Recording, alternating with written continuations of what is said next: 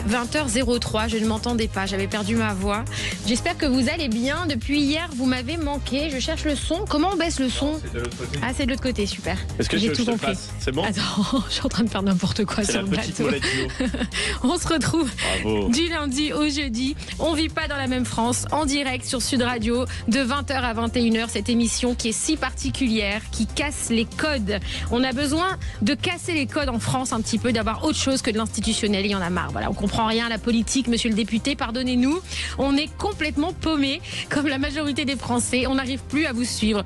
Donc, il y a beaucoup de gens qui sont en rupture avec la politique, qui n'y s'y intéressent pas, parce qu'ils ne la comprennent pas.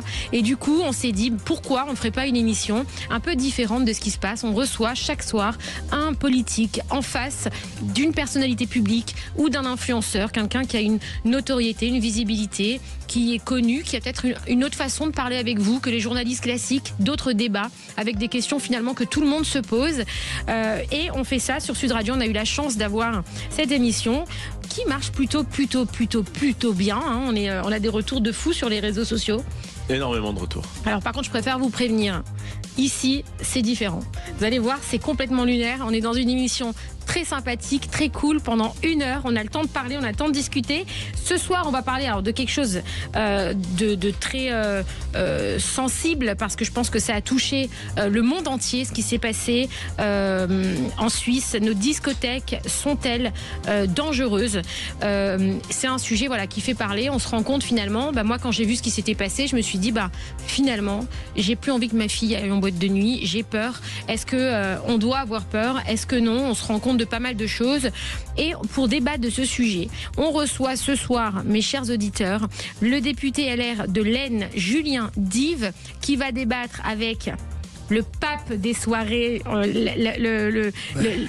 extraordinaire. J'ai une chance absolue de l'avoir ce soir avec moi, Tony Gomez, ambassadeur de Laurent Restaurant. Tony Gomez qui est une figure emblématique, je ne vais même pas dire parisienne, de la France entière. Monument hystérique. On adore ça. Saint-Tropez. Je suis né à Saint-Tropez professionnellement, oui, à la Voile Rouge. Et moi, je suis tropézienne. Mais je sais, mon cœur, on a tout en commun. C'est incroyable. Les Caves du Roi, le Papagayo.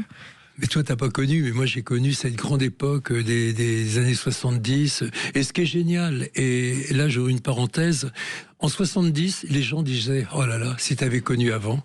Ouais. En 80, si t'avais connu avant.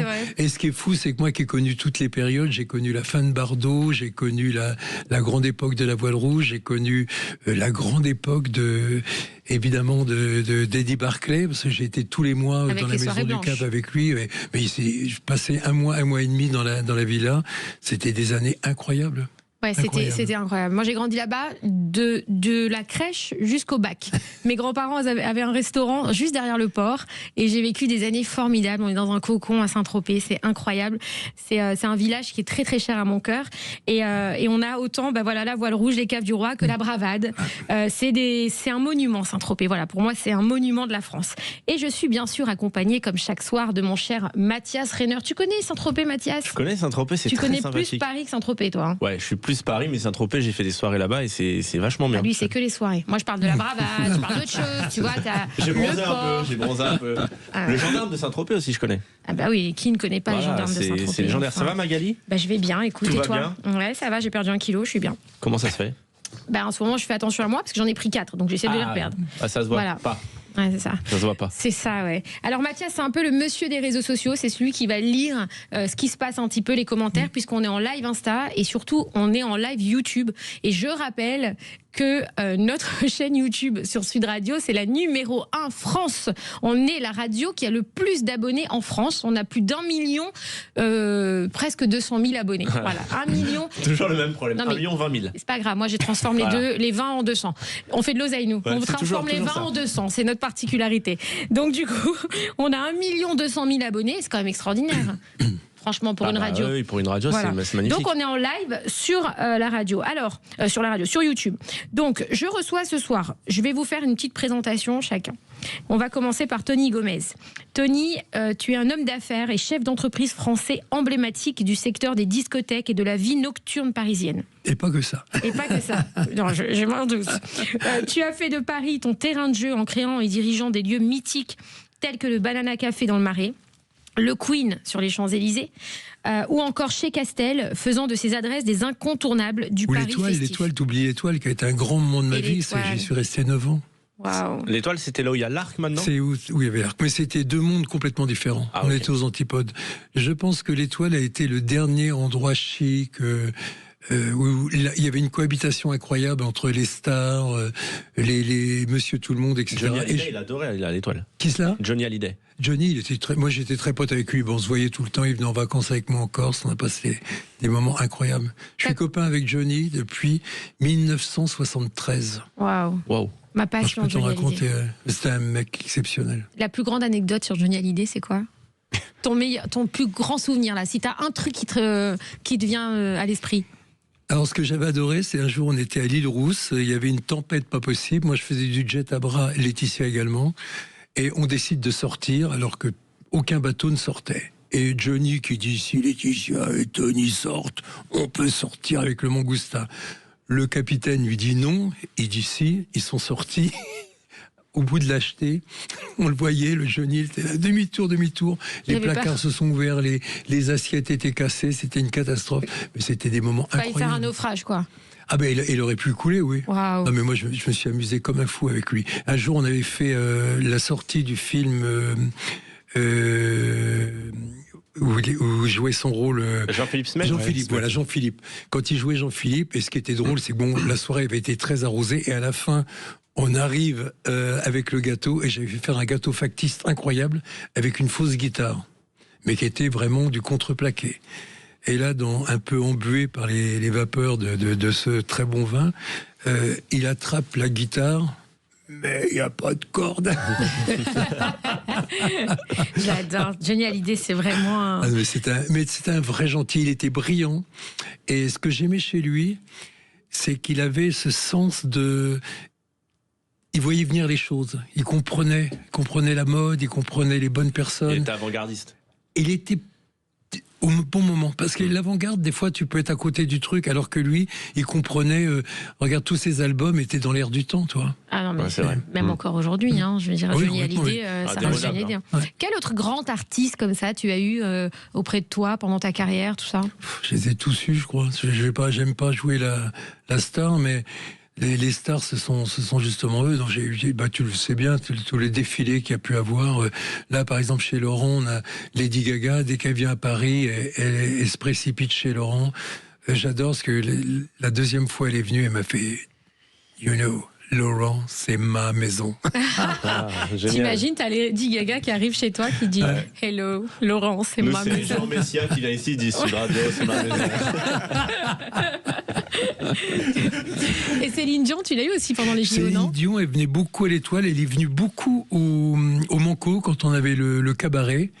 Parce qu'elle adorait le spectacle. Elle était subjuguée. Et moi, tu vois, ce qui m'a plu, justement, à l'époque de l'Étoile, même à l'époque du Banana, etc., c'est que les vrais stars, c'était ceux qui faisaient le spectacle. Et c'était l'époque au Banana des dragues. À l'époque de l'Étoile, c'était ces jeunes déments qui mettaient le feu. Et les stars étaient en admiration devant tous ces gens-là. Et Céline, elle était merveilleuse pour ça, c'est quand elle venait voir le spectacle au cabaret du Manco, elle était en admiration devant les artistes, elle était comme une enfant à Disneyland. Ah, tu dois en avoir des souvenirs. J'aimerais bien être dans le cerveau de Tony Gomez pendant juste une petite heure. Vous n'avez jamais écrit un livre? On va voler le titre, Les Mémoires d'un âne. C'est vrai que Trump, il est venu faire la fête chez toi? Non. Ah non? Non. C'est des fausses informations. Non, beaucoup. Alors, chez Laurent, on a beaucoup de politiques internationaux. T'as des politiques français aussi? Tous. Ah, ça m'étonne pas. Tu sais, j'ai dit aux journalistes d'un grand média qui essayait de me titiller sur les fréquentations de l'établissement, j'aurais d'écouter, j'ai une grande nouvelle. Laurent sera à la restauration parisienne ce que la Suisse est au monde, un lieu de neutralité. Et on a un politique avec nous. Pour moi, je le dis haut et fort, je n'ai jamais fait de politique. Ma main gauche n'a jamais su pour qui ma main droite avait voté. Ouais. Je me bagarre sur un point précis, c'est qu'à 19h59, j'ai un candidat. Oui, parce que j'ai souvent quelqu'un que je préfère. Mais à 20h, j'ai un président de la République. Je ne supporte pas qu'on abîme la fonction présidentielle. qu'on critique un président. Je trouve que les politiques, on ne doit pas les critiquer, on doit les aider. C'est pour ça que j'ai monté un think tank, on va en parler tout à l'heure, qui s'appelle Les Sentinelles, qui est là pour accompagner les décideurs, quels qu'ils soient, pour leur donner des conseils. Pourquoi ? Parce qu'une sentinelle n'est pas là pour prendre des décisions, elle est là pour alerter, informer, prévenir. Et à partir de là, quand tu disais tout à l'heure que les gens s'éloignaient de la politique, mais ils ont tort. Ils ont tort. Ah ben bien sûr. Et ils ont tort pourquoi ? Parce que dans ces cas-là, moi j'avais adoré la Révolution française avec les cahiers de doléances, où on avait fait remonter à Paris les doléances justement des citoyens. Et je trouve que quand on est citoyen, plutôt que de râler, on doit s'exprimer. On a une chance inouïe, on a des réseaux sociaux où on peut dire y a ça qui va pas, voilà mon idée. C'est vrai, ça t'as raison. Et est-ce que tu trouves qu'il y a une différence entre nos stars d'aujourd'hui et nos stars d'avant ?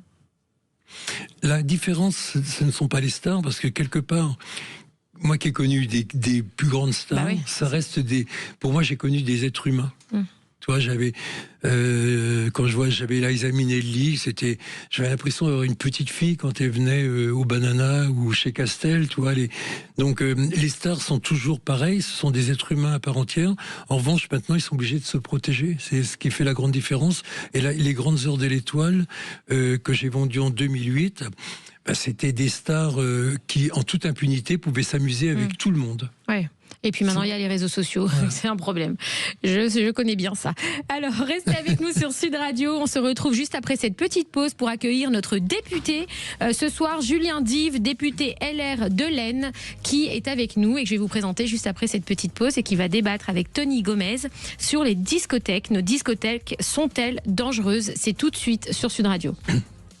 Sud Radio. Sud Radio. Parlons vrai. Parlons vrai. Sud Radio. Parlons vrai. Magali Berda, Sud Radio. On vit pas dans la même France. Magali Berda sur Sud Radio, il est 20h16, nous sommes en direct, on vit pas dans la même France, cette émission qui casse les codes, où on fait se rencontrer deux mondes qui ne se parlent quasiment jamais, enfin du moins publiquement, et finalement que tout oppose ou que tout rassemble, parce que y a des enjeux des fois, et puis il y a des façons de communiquer, il y a des choses qui sont relativement importantes. Donc ce soir, on reçoit notre député du soir, c'est Julien Dive. Alors c'est génial, dans cette émission, on a le député du soir, c'est extraordinaire. On peut se permettre de faire ça. C'est gratifiant, franchement. Non, parce qu'on est en direct tous les soirs quand même du lundi au jeudi. On a tenu ce pari d'avoir un politique différent tous les soirs. Pour l'instant, on y arrive.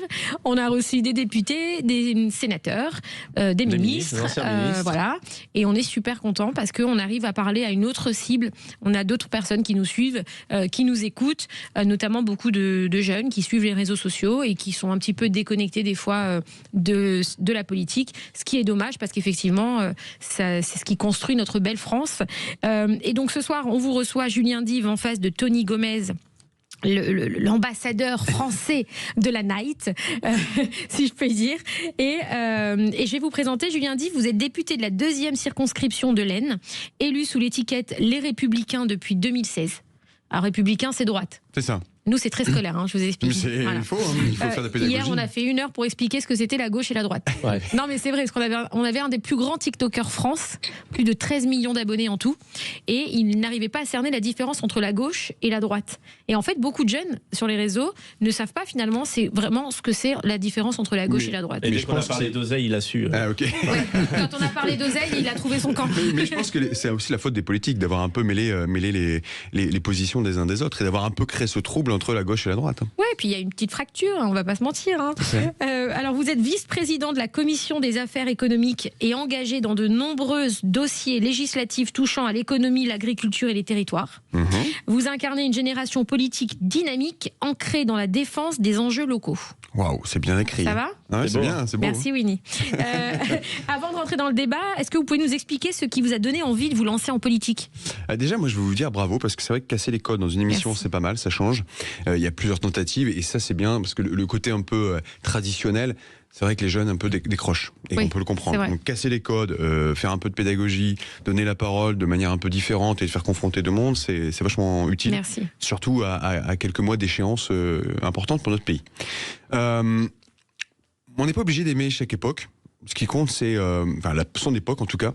Ce qui compte, c'est ce qu'on peut faire, ce qu'on a envie de faire. Et chacun d'entre nous, Tony dans les affaires et la nuit, vous dans le journalisme et les réseaux sociaux, et moi en politique, on a fait ce choix de s'engager parce qu'on avait une passion d'agir, de faire des choses, mais on a aussi envie de laisser un peu notre avis, notre trace, et je pense que ce qui m'a amené à la politique, c'est ça. Moi, je viens pas du monde de la politique, mes parents n'étaient pas du tout... Vous faisiez quoi avant ? Moi, j'ai bossé dans le privé, tout simplement. J'ai commencé, j'ai même fait serveur en boîte de nuit, donc j'ai tout fait comme un étudiant. Mais on a reçu un député la dernière fois qui était, boîte de nuit. était président, qui était patron du. Exactement. C'est génial, hein, c'est bien. Non, mais c'est ça qui est intéressant, c'est de voir que dans le monde politique, il n'y a pas que des femmes et des hommes qui ont été formatés. Il n'y a pas que des cols blancs, si on peut dire. Non, pas du tout. Mais moi, je viens d'un milieu modeste. Ma mère était fonctionnaire de l'éducation nationale. Mon père a même pas le brevet, il était coureur cycliste. Il s'est mis à bosser très tôt, à l'âge de 17 ans. Pas besoin d'être un bac plus 10. Mais pas du tout. On le voit bien avec de l'OGU d'ailleurs. Non, je rigole. Voilà. Mais moi, je passe souvent dans des classes, quel que soit collège, primaire, etc., pour leur dire... Vous enfermez pas dans ce carcan de l'étude à tout prix pour faire de la politique. Si vous voulez faire quelque chose pour votre pays, engagez-vous. Oui. Et moi, j'ai commencé par le monde associatif. Et puis après, je me suis dit, tiens, je vais prendre la mairie de mon petit village de 1000 habitants. Et j'ai pris la mairie de mon petit village de 1000 habitants en 2014. Puis après, le type qui était député avant moi, il est un peu plus connu, c'est Xavier Bertrand. Il a démissionné parce qu'il a pris d'autres fonctions. Et je me suis dit, allez, j'y vais. Peut-être que j'aurai jamais l'occasion d'être député. Et j'ai gagné. Et c'est ça qui m'a amené là. Alors, il y a 2 mois, j'aurais pu être ministre et j'ai refusé 5 minutes avant l'annonce. Et c'est vrai en plus. Quel ministère ? L'industrie. Alors attendez, on vous a proposé d'être ministre de l'Industrie ? Oui. Et vous avez refusé ? Oui, 5 minutes avant. J'ai refusé parce que quand on fait les choses, je pars du principe où il faut les faire avec beaucoup de confiance et la capacité de pouvoir faire les choses de manière libre. Et j'ai senti que j'avais pas toute la liberté de pouvoir prendre des décisions ou de pouvoir m'exprimer. Donc si c'est pour prendre des places, c'est pas intéressant. Ce qui est intéressant, c'est ce qu'on fait, ou ce qu'on décide, ou ce qu'on dit. C'est la trace qu'on laisse. Et c'est pour ça que j'ai pas senti que j'aurais toute l'attitude de mes positions, et donc j'ai décliné. Ça veut pas dire que je refuserai toute ma vie. Un jour, peut-être que j'aurai la certitude d'avoir la latitude de prendre des décisions moi-même, mais je voulais pas. Est-ce que quand on est ministre, on doit écouter le président obligatoirement, ou est-ce qu'on fait un peu ce qu'on veut quand même ? Non, il y a un vieil adage qui dit on est ministre, on ferme sa gueule ou on démissionne. Ah voilà, donc. Un vieil âge. Ouais. Après, on peut avoir un peu de liberté, évidemment, mais un peu plus de liberté, j'ai l'impression. Ah oui, aujourd'hui, oui, c'est un peu plus facile de sortir des sentiers battus sur ces fonctions-là. Et vous êtes vice-président de la Commission des affaires économiques. Alors, sans langue de bois, la France va-t-elle rapidement se sortir de l'instabilité financière dans laquelle on est actuellement ? Ou est-ce qu'on est dans la merde, en gros ? Non, on l'est tous un peu plus ou moins, je veux dire, européens, parce qu'on voit bien que la situation économique est mondialement compliquée. Avec des plaques géopolitiques, si on veut parler un peu en plaques. L'Amérique, là, qui est en train de faire une offensive, il parle du Groenland et qui, forcément, est quand même un sujet qui change la donne géopolitique. La Chine, qui fait une offensive totalement commerciale en Europe. Donc forcément, nous, on a un peu le petit marché que tout le monde veut manger. Donc il faut qu'on réussisse à se défendre. Mais le problème, c'est que l'Europe, malheureusement, s'enferme dans des règles, mettre des règles, mettre des normes, mettre en fait, regarde son nombril. Plutôt que de chercher à faire bloc et de défendre chaque pays, on regarde son nombril. Et en regardant son nombril, on se fait avoir. Donc je ne vais pas vous dire qu'on est dans la mouise. Il faut qu'on ait un budget, il y en aura un, d'une manière ou d'une autre, parce qu'autrement on serait fragile. Il faut que le pays puisse avancer. Il y aura un grand rendez-vous, et c'est pas une manière solennelle de le dire. Il y aura un grand rendez-vous en 2027. On va avoir toute une année 2026 pour préparer ce rendez-vous 2027 et dire aux Françaises, aux Français, quel que soit leur âge, choisissez la société que vous voulez. Alors vous, Julien Dive, qui est député LR de l'Aisne, donc c'est les Républicains, c'est qui votre président idéal en 2027 ? Je pense que c'est celui qui qui a compris le mieux les aspirations des Français, qui n'a pas de baguette magique et qui le dit clairement. Moi, je ne vais pas vous solutionner. Il ne faut pas commencer à mentir aux Français. Enfin, il y a eu trop de mensonges en politique, donc il ne faut pas commencer à mentir aux Français. Il n'y a pas de baguette magique. Ça ne sert à rien de vendre du rêve. Il faut vendre la réalité. Par contre, il faut donner envie et montrer qu'on va se bouger pour les défendre. C'est ça qu'attendent les Français, c'est les défendre. Et quel nom du coup ? Je vais pas vous balancer un nom comme ça, c'est un peu trop facile. Pourquoi à chaque fois on nous donne pas le nom? C'est trop tôt déjà. Je suis proche de quelqu'un qui s'appelle Xavier Bertrand, c'est mon ami depuis 20 ans, donc forcément j'ai une proximité avec lui. Mais je pense que c'est la personne qui, au-delà de l'âge, parce qu'il y a des gens qui font du buzz sur les réseaux, c'est une chose, mais il faut aussi être crédible. Et il faut aussi. Pour vous, Xavier Bertrand. Non, mais oui, parce qu'il fait du buzz sur les réseaux. Bon, tant mieux, c'est bien. Mais c'est pas que ça, la vie politique. La vie politique, c'est pas que du buzz. C'est aussi être capable de prendre des vraies décisions. C'est être capable de montrer qu'on a bien compris le peuple et qu'on va le défendre et qu'on a les capacités de prendre un certain nombre de décisions. Vous êtes pour l'union des droites, vous? Moi, je suis contre les extrêmes. Je vais vous le dire clairement. Je suis contre les extrêmes. Donc, je suis pour une union d'une droite républicaine, ouais. Mais pour vous, le RN est extrême ou pas? Ils sont dans l'arc républicain, comme tous les partis politiques représentés à l'Assemblée nationale. Ils ont des positions que je ne partage pas. Sur un certain nombre de postures. Déjà, économiquement parlant, on a du mal à voir quelle est leur logique. Après, je pense qu'ils ont aussi beaucoup surfé sur les défauts des autres mouvements politiques, y compris le mien, de ne pas avoir assez défendu notamment la question de la lutte contre une immigration peut-être incontrôlée. C'est ça qui a fait aussi que certains mouvements ont émergé, contre aussi peut-être la sécurité. Et moi, je crois que le vrai sujet dans notre démocratie, c'est d'avoir un vrai clivage clair, net, précis, droite-gauche. Ok, alors on va parler, je vais présenter un peu le sujet de ce soir. Nos discothèques sont-elles dangereuses? Le 1er janvier 2026, vers 1h30 du matin, un violent incident a ravagé le bar Le Constellation à Crans-Montana, une station de ski en Suisse, lors des célébrations du Nouvel An, causant la mort d'au moins 40 personnes et 116 blessés, dont beaucoup gravement touchés par des brûlures ou inhalation de fumée. Les autorités suisses estiment que le feu a été déclenché lorsque des artifices sur des bouteilles de champagne ont mis le feu à une mousse acoustique qui était au plafond, entraînant une propagation extrêmement rapide des flammes dans ce lieu très fréquenté par de jeunes fêtards, des jeunes qui sont tout simplement venus passer le Nouvel An, faire la fête, s'amuser, décompresser, des salariés aussi de ce bar.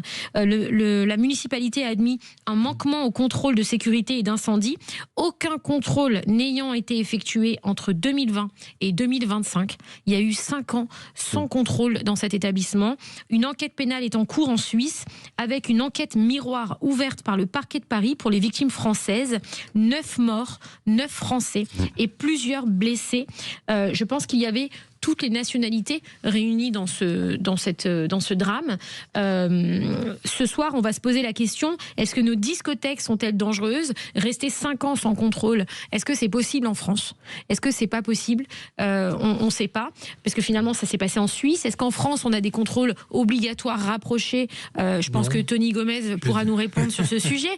Est-ce que la responsabilité revient aux gérants du bar? Est-ce qu'ils auraient dû faire les choses correctement? Est-ce qu'ils les ont fait? Est-ce qu'ils les ont pas fait? Est-ce que tout le monde leur lance la pierre? Est-ce que finalement les gens qui devaient contrôler, qui n'ont pas contrôlé, sont pas aussi responsables? Est-ce que on sait? En fait, je pense que quand il se passe quelque chose comme ça, on en veut un peu à la terre entière et on a besoin de trouver des coupables pour faire son deuil, etc. Est-ce que c'est extrême? Est-ce que c'est pas extrême? On revient tout de suite sur ce sujet-là. Restez avec nous sur Sud Radio pour entendre un débat. On a entendu beaucoup de débats autour de ce sujet ces derniers jours.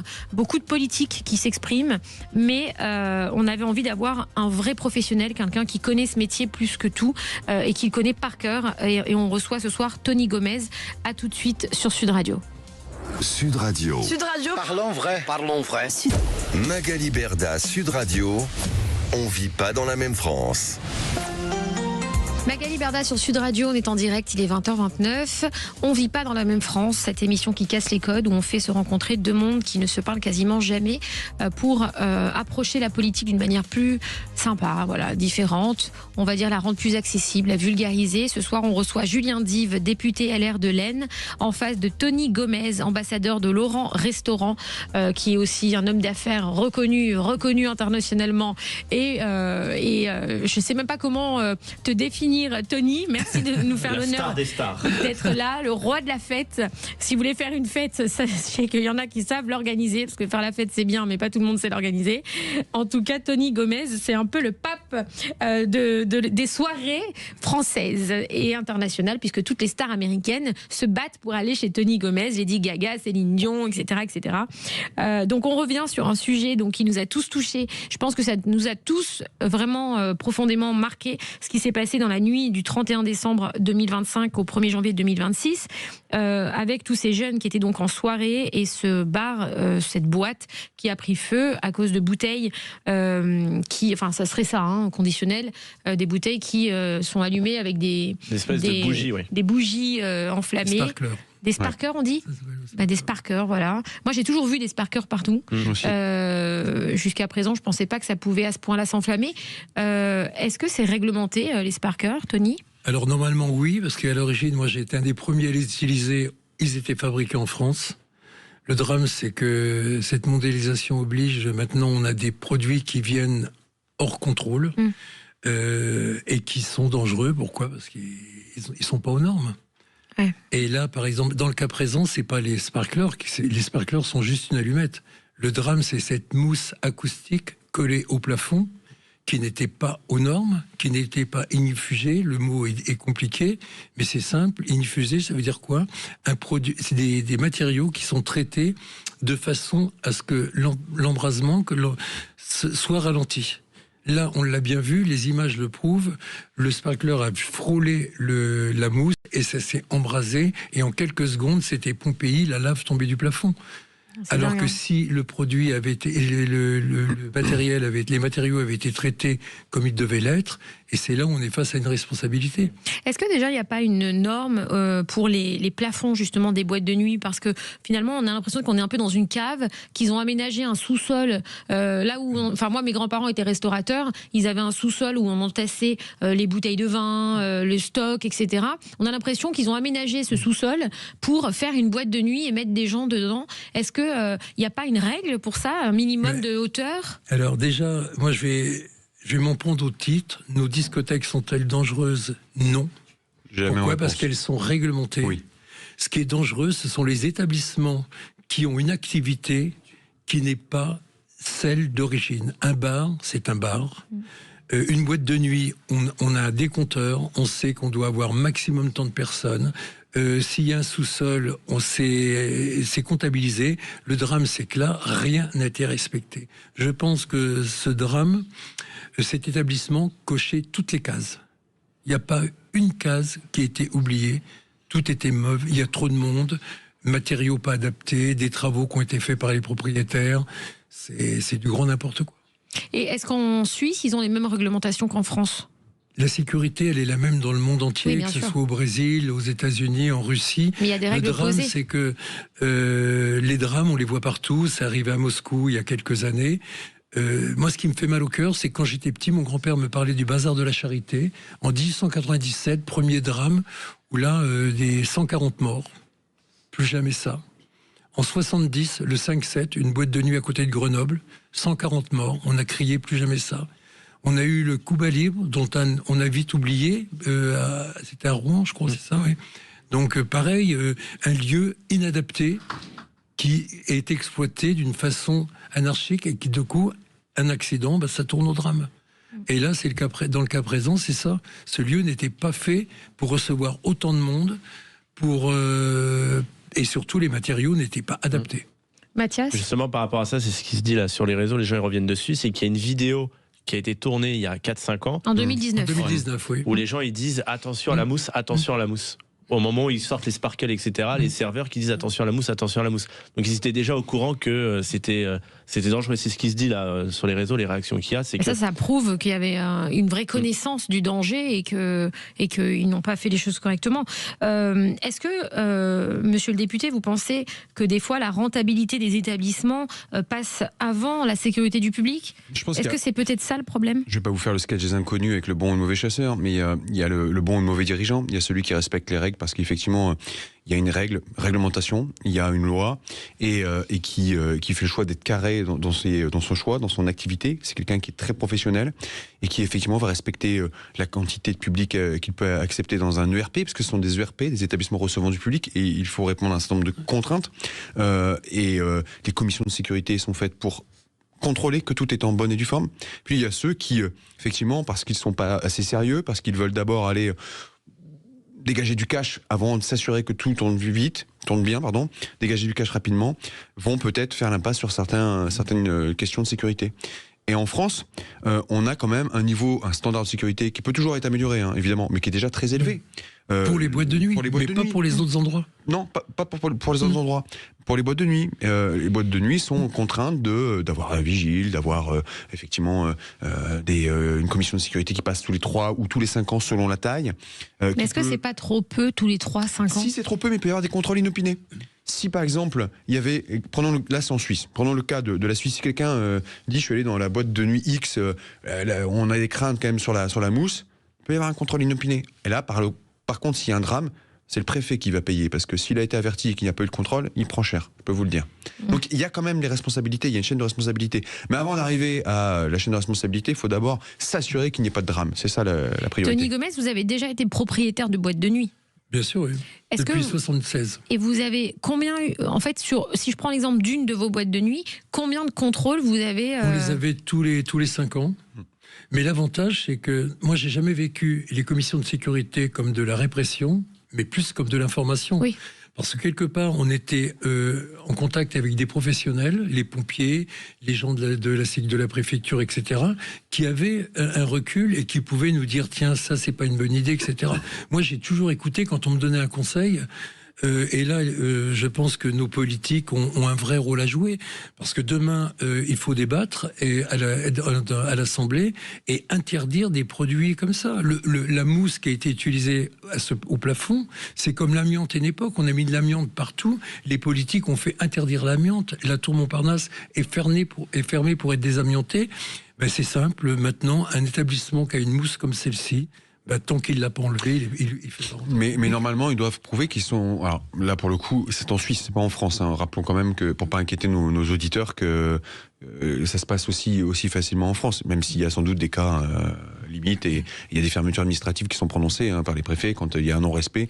Si la commission de sécurité... mais les fermetures administratives, malheureusement, c'est souvent des punitions, oui. Mais pour des gens qui sont réglementés. Les fermetures administratives pour certains restaurants, c'est très rare. Pour les bars, c'est très rare. Vous dites, il y a des fermetures administratives, oui, pour les boîtes de nuit, c'est pour ça qu'on est beaucoup moins en danger. Et ce qui est dangereux maintenant, c'est qu'on confie une population à des gens qui ne savent pas. C'est-à-dire, quand vous dites il y a beaucoup plus de fermetures administratives dans les boîtes de nuit, vous pensez qu'il n'y en a pas assez sur les restaurants? Il n'y en a pas. Donc c'est pas juste. Les restaurants, ils vont être fermés pour des questions d'hygiène. Voilà, ou sanitaire, voilà. Oui. Mais pour des questions de sécurité, c'est rarissime. En général, la sanction arrive quand il y a eu un drame. Oui, c'est ça aussi le problème. C'est que, c'était. Alors, je vais être très honnête avec vous. On a failli poser cette question dans le titre de l'émission de ce soir. C'est pourquoi à chaque fois il y a un drame, il faut attendre qu'il y ait un drame pour se réveiller. Pourquoi à chaque fois on attend ce drame absolu pour mettre des choses en place? Après, je trouve que. Oui, moi je suis allé, pour faire un comparatif, je suis allé la semaine passée, c'était les vacances, je suis allé en Belgique avec mes enfants, on est allé au zoo, un grand zoo connu à l'échelle européenne. Il y a un truc qui m'a frappé. Je rentre, je badge mon billet d'entrée, et puis je passe la journée. À aucun moment on a été contrôlé sur les sacs, on a été contrôlé par un sas de sécurité, je pouvais rentrer avec n'importe quoi. En France, on n'a pas ça, ça n'existe pas. En France, aujourd'hui, vous êtes contrôlé sur tout. Vous rentrez dans un lieu où il y a du public, vous avez forcément un sas de sécurité. Pourquoi je dis ça? C'est pour faire un parallèle. On a quand même un niveau d'anticipation aujourd'hui en France qui est quand même élevé. Je le redis quand même par rapport à ce qu'il y a pu y avoir par le passé. On a connu des drames dans notre pays. C'est en ce sens que je vous réponds. On anticipe plus aujourd'hui, ça évite pas le danger, mais on anticipe plus, et comparativement à d'autres pays. Je vous prends l'exemple de la Belgique pour ce que j'ai vu la semaine dernière. Ce qui s'est passé en Suisse, c'est aussi un peu un cas différent de la France. C'est qu'en France, on fait la loi, 3-5 ans, avec des contrôles inopinés, etc. Vous devez être aux normes, vous devez avoir des structures inifugées, etc. Très bien.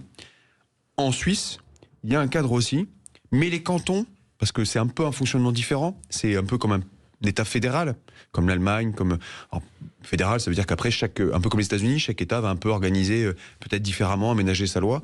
En Suisse, ce sont les cantons. Et en Suisse, le canton en question a été beaucoup plus laxiste, entre guillemets, sur les questions de sécurité. Et d'ailleurs, c'est pour ça qu'ils sont en cause aujourd'hui. La mairie est en cause, le canton est en cause. Et c'est évident, excuse-moi, je te coupe, mais là, les contrôles de sécurité ont certainement été faits. Malheureusement, les propriétaires, d'après ce qu'on connaît du dossier, ont fait les travaux eux-mêmes. Le drame, c'est qu'est-ce qu'ils ont fourni les bonnes factures ? Il y a beaucoup de questions qui sont encore sans réponse. Bien sûr. Et est-ce que vous pensez que les gérants de discothèques sont suffisamment formés justement au risque aussi ? Parce que moi je prends, alors c'est rien à voir, mais je prends le métier de l'influence, parce que c'est notre particularité, c'est notre ADN. L'influence, quand j'ai lancé ce métier moi, dans mon business à moi en 2016, on s'est retrouvé, c'est vrai, à faire peut-être des erreurs, à pas faire les choses correctement, parce que on n'était pas assez formés. On peut pas connaître le code de la consommation sur le bout des doigts, c'est pas possible. Est-ce qu'aujourd'hui un patron de boîte de nuit, est-ce qu'il a une formation ? Est-ce que vous pensez qu'aujourd'hui on impose beaucoup de règles à des établissements qui peuvent être extrêmement dangereux, sans former aussi peut-être les dirigeants ? Vous voyez ce que je veux dire ? Oui, je comprends. Alors je sais pas s'il faut aller jusqu'à la formation, au moins la certification, je connais pas. Je sais pas si Tony, vous avez la réponse. Je pense que vous avez. Moi, ça m'intéresse d'avoir la réponse de lui. Écoute, parce que quand on écoute je vais te répondre. Le problème. Alors déjà, je vais te donner des chiffres qui donnent le vertige et qui font comprendre ce qui se passe. On est de plus en plus nombreux. Les gens sortent de plus en plus. En 80, il y avait 4000 boîtes de nuit. En 2000, il n'y en avait plus que 2000. Et en 2025, il n'y en a plus que 1200. C'est pas que les gens sortent moins, c'est qu'ils sortent différemment et qu'ils vont ailleurs. Malheureusement, ces lieux festifs, comme on dit, ont concurrencé les boîtes de nuit et les ont coulées. Ce qu'il faut savoir également, c'est que... Tu parles des restaurants festifs ? Mais tout... Les bar-boîtes, mais tu vas comprendre et tu vas t'en rendre compte. Moi, je me souviens, quand j'étais allé à Los Angeles, au début des années 80, j'étais choqué, les boîtes fermées à 2h du matin. On trouvait ça débile. À Paris, si tu rentrais pas à 7h, c'est que tu avais loupé ta soirée. En revanche, maintenant, les gens travaillent. Les gens habitent plus loin et ils sortent plus aussi tard. Mais ils veulent commencer la fête plus tôt. Et qu'est-ce qu'ils font ? Ils vont dans des lieux où on commence la fête à 22h, 22h30 et font la fête jusqu'à 2h du matin. Et le drame, c'est que là, il y a des tas d'établissements qui ne sont pas faits pour ça. Et quand tu parlais de sécurité, avant d'ouvrir une boîte de nuit, t'as la commission de sécurité qui passe et qui te délivre l'autorisation d'ouvrir. Donc qui vérifie tout, toi. Comme pour les hôtels, il y a beaucoup d'établissements qui sont contrôlés comme ça. Alors que des bars, il n'y a pas de contrôle pour les bars. C'est-à-dire qu'aujourd'hui, ce que tu dis, c'est très intéressant, c'est que les boîtes de nuit, tu dois avoir une autorisation pour ouvrir ta boîte de nuit, avec des contrôles qui sont importants et qui sont nécessaires, je pense. Mais par contre, un restaurant festif qu'on connaît tous aujourd'hui, qui ferme à 2h du matin, n'a pas les mêmes réglementations. Le bar, tu achètes un bar dans le quartier... dans le 9e, tu décides qu'il soit festif, tu as une cave, tu la transformes, il n'y aura pas de contrôle. Mais il n'existe pas de formation pour vous répondre à votre question initiale, il n'y a pas de formation qui... Si, parce qu'on nous explique quand même, on est tenu. Moi, je peux t'assurer que je fais toutes les formations d'abord. Alors, moi, je le dis haut et fort, et attention, ceux qui nous écoutent, quand tu travailles dans une boîte de nuit, il ne faut pas oublier que si la sécurité n'est pas respectée, tu seras peut-être la première victime, au même titre que des clients. Moi, je ne sais pas si on veut dire, malheureusement, c'était des jeunes, mais... Moi, je rentre dans un endroit comme ça, je repars en courant. Je reste pas. Ouais, parce que vous voyez le danger. Bien sûr. Que les jeunes, ils se rendaient pas compte. Quand le feu a commencé, ils se rendaient pas compte. Ils étaient en train de filmer. Pour eux, c'était un petit feu qui allait s'arrêter. Non, mais il y a un petit jeune qui a témoigné en disant surtout, on va là-bas parce que c'est les seuls à nous prendre. Parce que normalement, les boîtes de nuit, tu rentres pas avant 18 ans. Oui, les mineurs, Donc, c'était une boîte pour mineurs ou pas du tout ? Non, c'était une boîte... Il n'y a pas de boîte pour mineurs, ça n'existe pas. Ouais, c'est ça. Non, mais là, malheureusement, on voit qu'on a affaire à quelqu'un qui manque. Qui est hors la loi. Pour vous, c'est les dirigeants, les responsables ? Mais là, il y a une chaîne de responsabilité qui va être terrible, à mon avis. Ça va commencer avec les dirigeants. Je ne sais pas si ce sont des entreprises qui ont fait les travaux, mais si l'entreprise a fait les travaux, qu'elle a posé ça, pour moi, ils ont une responsabilité. Pour moi, l'ouvrier qui a collé ce truc-là au plafond, il sait très bien ce qu'il fait. Il doit se sentir responsable. Et les employés, ils sont fous. Moi, quelque part, si j'ai été employé dans un établissement comme ça, où je pars, où j'appelle la préfecture pour dire « Attendez, là, il faut que vous veniez. Un jour, il va y avoir un drame. » Et on n'est pas dans la délation, on est dans la prévention. Oui, dans la prévention. Ouais. Ouais. Alors restez avec nous sur Sud Radio, on revient juste après cette petite pause. Nos discothèques sont-elles dangereuses? Non. Non, on veut pas. Non, il faut pas faire une généralité non plus. Non, mais les discothèques sont pas dangereuses. Beaucoup en souffrent. Par contre, ça peut être dangereux de faire la fête dans des endroits qui sont pas appropriés. Ouais. Et après, on va venir après la pause sur ces endroits sauvages, parce que maintenant, tu as des fêtes dans les appartements payantes. Incroyable. Oui, alors là, c'est encore. C'est la fin du streaming. À tout de suite sur Sud Radio. Sud Radio. Parlons vrai. Parlons vrai. Sud Radio. Parlons vrai. Sud Radio. Parlons vrai. Les instituts de beauté Body Minute vous présentent Magali Berda, Sud Radio. On vit pas dans la même France. Magali Berda sur Sud Radio, il est 20h46, il nous reste 14 minutes d'émission. Je peux plus, j'aime trop cette émission, ça passe trop vite. Monsieur le député, tout à l'heure je vous ai eu au téléphone, vous m'avez dit on va parler de la discothèque pendant 1 heure, je vous ai dit vous allez même pas vous en rendre compte. C'est vrai. C'est vrai ou pas? Et surtout quand on écoute Tony. Oh non mais quand j'écoute aussi Julie. Non mais j'apprends plein de choses avec Tony Gomez, c'est vrai hein. Alors on parle donc de cette discothèque qui a pris feu. Alors, je sais même pas si on peut dire une discothèque, est-ce que réellement c'est un bar? C'était un bar aménagé en discothèque. C'est un bar qui avait une activité de boîte de nuit. Ouais, un bar déguisé en discothèque. Ouais, c'est ouf. Qui avait une activité de boîte de nuit. Ouais. Et alors, tu nous disais juste avant la pub qu'il y a maintenant des appartements aussi qui sont aménagés en discothèque. Le drame, c'est que maintenant, et là, c'est le Covid qui a accouché de cette folie, c'est que comme les établissements étaient fermés, tu as des petits malins qui ont loué des appartements à Airbnb et qui ont décidé de faire des fêtes sauvages. Moi, j'ai reçu un flyer, j'ai tombé de ma chaise quand je l'ai lu, open bar, 100 €, la première ligne offerte. C'est ouf. Je suis pas fier. Mais là, et c'est pour ça, moi, je suis ravi qu'on partage. Et ton émission est très bien. Merci. Parce que qu'on partage l'émission avec un politique, on va travailler main dans la main. Moi, j'en ai marre qu'on critique les politiques. Alors, tu as raison. Tu as raison. Et justement, la question, c'est ce que j'allais poser à Julien Dive, c'est notre député LR de l'Aisne, notre député du soir.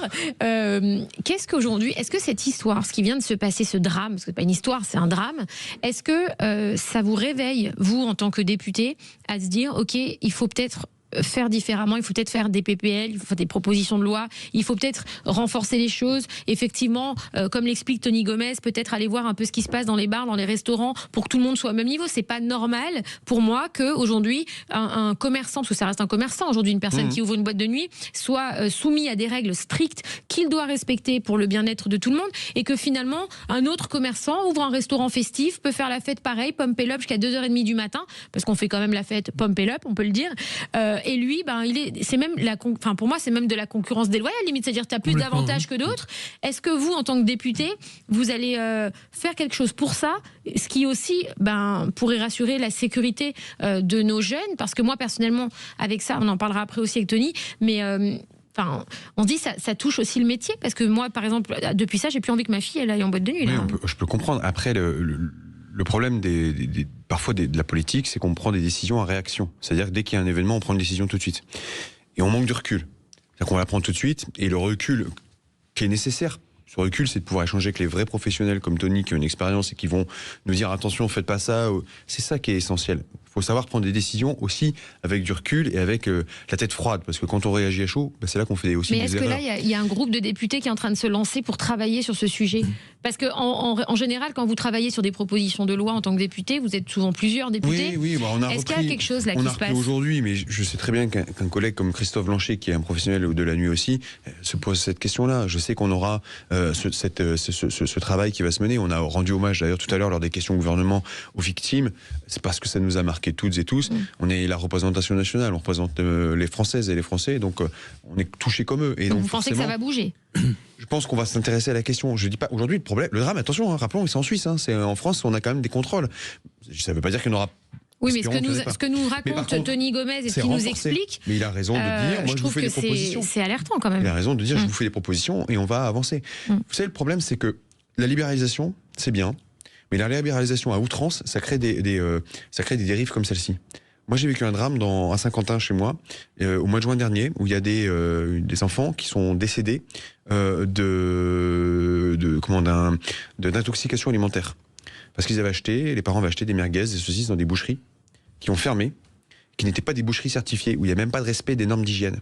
Et on s'est aperçu qu'en fait, ces boucheries avaient ouvert sans autorisation particulière, parce qu'il n'y avait pas d'autorisation particulière nécessaire, elles n'étaient même pas référencées, et elles tournaient comme ça, comme on ouvrirait demain matin une épicerie ou je ne sais quoi encore. Un magasin de chaussures. Par exemple. Ah ouais. Et en fait, ils ont ouvert et il n'y avait pas de respect des normes et de la chaîne alimentaire. Et on s'est retrouvé avec des drames humains. Et ben depuis, je peux vous dire qu'on agit sur la question pour casser. Il faut la liberté, évidemment, mais il faut aussi un certain nombre de règles et que chacun s'y astreigne. Le contrôle, c'est pas pour emmerder les gens. Le contrôle, c'est pour s'assurer. Oui, c'est ce que disait Tommy. Mais c'est vraiment pas pour emmerder les gens. Le contrôle, c'est fait pour s'assurer que les gens sont protégés. Et effectivement, faire de la prévention. Mais tu vois, ton émission, je te coupe, je trouve qu'elle est merveilleuse. Pourquoi ? Parce que là, j'ai l'impression qu'on est en train de faire un rallye. Tu as le pilote. Et nous, on est les copilotes. Non, mais je suis sérieux, c'est l'image, c'est une métaphore. Mais nous, on est là pour dire, attention, là-bas, il va y avoir un virage, etc. Le rallye, c'est fabuleux parce que c'est deux. Et là, je pense qu'on doit être les politiques et nous, les citoyens. On doit s'engager, on doit les aider, on doit leur expliquer, on doit leur ouvrir les yeux. Moi, je trouve dommage, pour l'avoir vécu dans les boîtes de nuit, l'associatif a envahi la société et on a des associations à but. Qu'est-ce que je pourrais dire ? Pour faire de la politique ou de la destruction, qui sont invités et qui ont perturbé les choses. Ce qu'il faut, c'est avoir des réflexions. Et que les commissions de sécurité, dans ces cas-là, qu'on nous fasse venir, nous, professionnels. Qu'on nous demande notre avis. Tu penses que sur par exemple, dans les propositions de loi, tout ce qui est étudié au gouvernement, il manque des auditions de professionnels il a pas tort dans ce qu'il dit, parce que moi je l'ai vécu aussi par exemple dans la PPL dans la proposition de loi de la loi des influenceurs, où on a reçu certains influenceurs en mode je vous affiche, je vous fais de la répression, c'est même pas alors qu'en fait on doit travailler main dans la main pour construire quelque chose, parce qu'il y a un manquement et que finalement les professionnels aujourd'hui comme Tony Gomez ont une visibilité, une vision de ce qui se passe dans les boîtes de nuit qui est ultra vraie, quoi. Donc est-ce que vous pensez, moi je repose ma question parce que je veux savoir, j'essaie de fouiller un petit peu. Est-ce qu'ils vont ouvrir une commission d'enquête sur ce métier-là ? Donc souvent une commission d'enquête, on l'a fait sur un sujet. Mais vous avez raison, ça aurait pu nous arriver en France. Tout à fait. Pourquoi ? Parce que moi je pense que ça aurait pu. Oui, ça peut arriver. Mais ils n'ont pas respecté. Aujourd'hui, quand Tony Gomez nous dit qu'il y a des appartements qui sont investis en boîte de nuit, quand il y a des bars, restaurants qui font boîte de nuit, qui ne sont pas aux normes, demain soir, ça peut nous arriver en France. Il faut le dire aux Français, c'est une vérité. Je pense que cette question va évidemment. Aujourd'hui, le débat est posé. D'ailleurs, vous y contribuez. Vous contribuez à mettre en lumière ce sujet, comme tous les médias et les politiques. Donc, je pense que la question va arriver. Je ne vais pas vous dire avec certitude, oui, demain ça va arriver. Mais en tout cas, moi, ça m'alerte et je serais très heureux d'échanger avec Tony sur la question. Et pourquoi pas même faire des auditions des professionnels de la nuit, parce que c'est professionnels de la nuit, du monde de la nuit, pas que, des soirées, pour pouvoir améliorer ce qui aujourd'hui fait défaut. Les dérives. Des dérives, il y en a plein. Il y en a plein, mais de toute façon, vous prenez l'autoroute où c'est limité à 130, vous roulez à 260, c'est une dérive. Moi, je vais plus loin. C'est malheureusement, quand je parlais de l'associatif, et même l'état de droit maintenant est devenu notre pire ennemi. Pourquoi ? Parce que, par exemple, pendant le Covid, si un établissement qui avait pignon sur rue ouvrait clandestinement, c'était descente de police, tout le monde embarqué et fermeture et grosse amende. Un appartement, même si la police sait qu'il y a une fête, qu'ils ont fait payer l'entrée, qu'il y a de la drogue qui circule, qu'il y a de la prostitution, tous les maux de la terre, on n'a pas le droit de rentrer. Parce que l'état de droit protège la vie privée. Arrive un moment, il va falloir monter au créneau pour ça. On ne peut plus accepter, il ne peut plus y avoir deux poids, deux mesures. Vous parliez tout à l'heure de cette chaîne alimentaire qui ne respecte pas. À Paris, il y a quand même des boucheries clandestines sur des planches de bois qui sont en plein. Mais c'est la mort assurée. Ouais, c'est pas normal, c'est vrai. Faut qu'on travaille tous ensemble, Tony et le député ensemble, et moi, vous me faites rentrer partout. Alors, on va commencer tout de suite les questions Flash and Cash. C'est le moment préféré de nos auditeurs.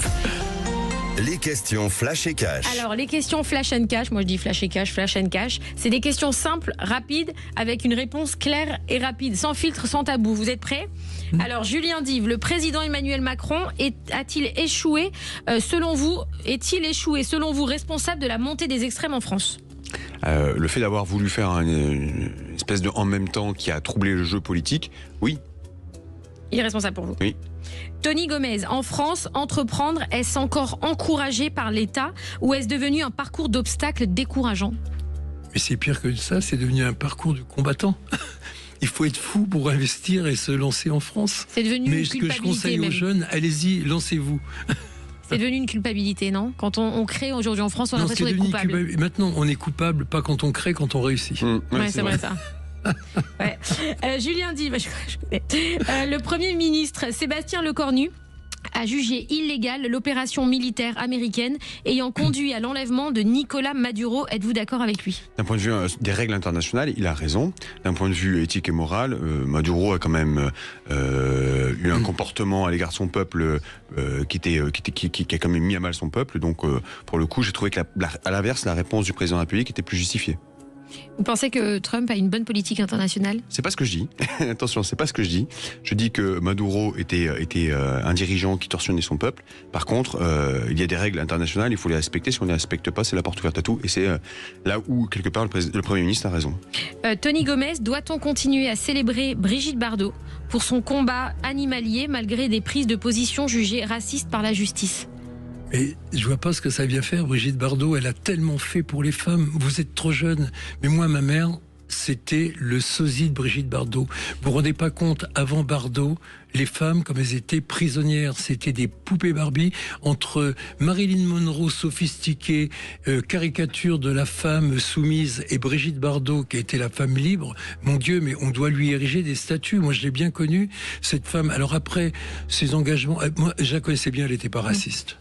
Je peux vous assurer, je vous jure devant Dieu. Elle en a souffert même de ces accusations de racisme, non ? Moi, j'ai vu une interview où elle avait l'air d'en souffrir même. Elle était grande gueule. Moi, un jour, je l'appelle, je fais également de l'immobilier et je travaille pour une grande firme immobilière. Et un jour, elle fait un post sur Twitter. Oui, ces connards d'eux, elle cite la marque. On dit que j'avais vendu la maison et elle critique. En fin de compte, elle s'est trompée d'agence immobilière. J'appelle Brigitte, j'écoute Brigitte. Tu t'es trompé, c'est pas eux. Elle me dit oui, pardon, je vais m'excuser, je vais leur envoyer une photo dédicacée. Mais à la fin, elle l'a fait. Et ce qui est drôle, c'est qu'au bout de 10 minutes au téléphone, elle me dit oh ben après, de toute façon, tous les agents immobiliers sont des enculés. Excusez-moi.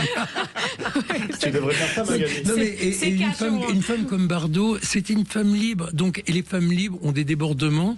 Et elle a souvent dit des conneries. Mais je pense que son action, aussi bien pour les femmes que pour les animaux, est plus que fantastique, parce que c'est grâce à elle s'il n'y a plus de fourrure sur le dos des femmes. Alors merci à vous deux, merci monsieur le député. Surtout. Merci pour ton émission, vraiment. Merci, c'était un plaisir. On a appris beaucoup de choses, c'était très intéressant. On espère qu'il y aura une commission d'enquête sur l'encadrement de tous ces restaurants, etc. Mais on va se revoir. Voilà. Merci Julien Dive, député LR de l'Aisne. Merci Tony Gomez, homme d'affaires, homme de la nuit, le pape de la nuit française et internationale. L'homme qui me fera rentrer partout. Le père adoptif de Mathias. Voilà. On se retrouve demain à 20h sur Sud Radio. Et tout de suite, vous retrouvez les clés d'une vie avec Jacques Pessis. Alors, quel amour ce Jacques. Il a encore un invité exceptionnel ce soir, le chanteur Faudel, avec lui. Restez ici sur Sud Radio. Et nous, on se retrouve demain soir. Magali Berda, Sud Radio, 20h, 21h. On vit pas dans la même France. Avec Body Minute. Sud Radio, ici on ne coupe pas la parole.